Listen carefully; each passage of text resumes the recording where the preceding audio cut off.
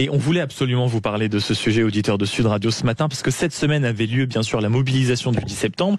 Et si le mouvement Bloquons tout a globalement été un échec, il a quand même donné lieu à, disons-le, 203 interpellations. Et le profil de certains manifestants a quand même de quoi surprendre. Oui, ce sont nos confrères du Parisien qui ont assisté à une audience donc au tribunal de Paris et qui ont été surpris du profil des agresseurs.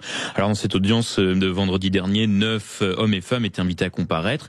Ce que la justice leur reproche, je cite, d'appartenir à un groupement se préparant à commettre des méfaits. L'un d'eux était même armé d'un marteau et d'une fusée de feu d'artifice. Bon, jusque-là, on pourrait se dire que c'est assez classique d'assister à ce genre de profil dans les manifestations comme ça. Exactement, là je vous l'accorde. Mais disons que c'est plutôt la catégorie socio-professionnelle des mises en cause qui dénote. Vous avez par exemple Valentin, 25 ans, moustache, cheveux longs, master d'architecture en poche, qui se destine à être professeur des écoles, ne consomme ni drogue ni alcool. Pas vraiment le profil manifestant.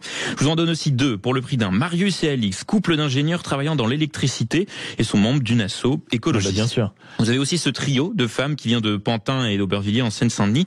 La plus âgée s'appelle Pamina, elle est doctorante en philosophie et alors cerise sur le gâteau, quand on lui demande sa spécialité, eh bien elle dit qu'elle travaille sur l'oppression. Ah oui, c'est génial. Voilà une remarque qui apparemment aurait fait rire toute la salle lors de son procès.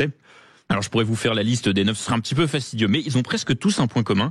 Hormis une personne, tous n'ont jamais eu aucun problème avec la justice et compte tenu de leur profil sans histoire, ils ont tous obtenu le renvoi de leur cas et ont été remis en liberté sous contrôle judiciaire avec interdiction de porter une arme et un pointage mensuel, et ce jusqu'au mois de novembre et décembre, lorsque leurs dossiers seront de nouveau examinés. Merci beaucoup Louis de Kergorlé pour ce On en parle, et en effet des profils qui détonnent, on peut le dire comme